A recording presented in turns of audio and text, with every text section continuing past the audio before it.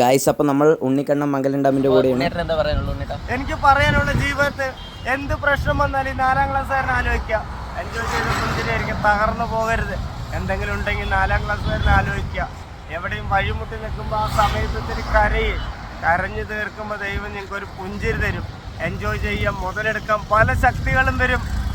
അത് നമുക്ക് തിരിച്ചറിയാം. പിന്നെ രക്തബന്ധം ചെയ്യാത്ത അതിനെയും വെച്ച് നമ്മൾ ദൈവം നിയോഗിച്ച പോലെ നമ്മളെ സഹായിക്കാനായി നമ്മുടെ ചങ്ക് പോലെ ചേർത്ത് പിടിക്കുക നമ്മളുടെ അനിയന്മാരായിട്ട് ആളുകൾ വരുന്നത് നമുക്ക് തിരിച്ചറിയണം. സപ്പോർട്ട് ചെയ്യുക ഉണ്ണിക്കണ്ണൻ മംഗലം ഡാമിനെ. എല്ലാവരും ഹാപ്പി ആയിരിക്കുക, എൻജോയ് ചെയ്ത പുഞ്ചിരിയായിരിക്കുക. അപ്പൊ ഉണ്ണിയേട്ടന് ഈ യാത്രയ്ക്ക് എല്ലാവിധ ആശംസകൾ നേരുന്നു. ഉണ്ണിയേട്ടനെ വിജയ സാറിന് കാണാൻ പറ്റട്ടെ എന്ന് ആശംസിക്കുന്നു. അപ്പോൾ ഞാൻ യേശു അല്ലാതെ അയ്യപ്പാനെ വിളിക്കുന്നു. അപ്പോൾ ശരിയല്ല പറഞ്ഞാൽ എൻ്റെ കൂടെ ഒരു തട്ട് തട്ടും.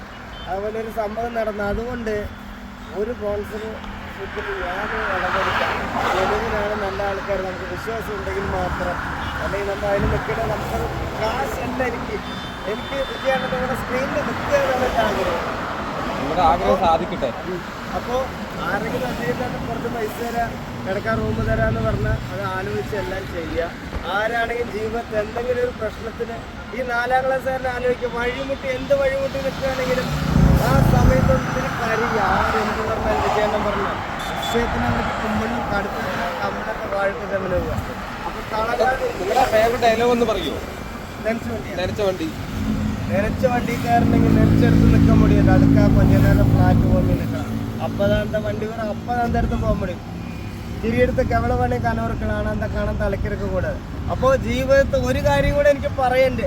നിങ്ങൾ ആരെങ്കിലും വൈറലായിട്ടുണ്ടെങ്കിൽ നിങ്ങൾ കുറേ കരയേണ്ടി വരും. അത് മുതലെടുക്കാനായി പല ആൾക്കാരും വരും. അത് നേരെ ചിന്തിക്കുക. സഹായം പലതും വരും. അത് ജനുവിനാണോ നല്ലതാണോ നമുക്ക് ഉപകാരമുള്ളതാണോ ശ്രദ്ധിക്കുക.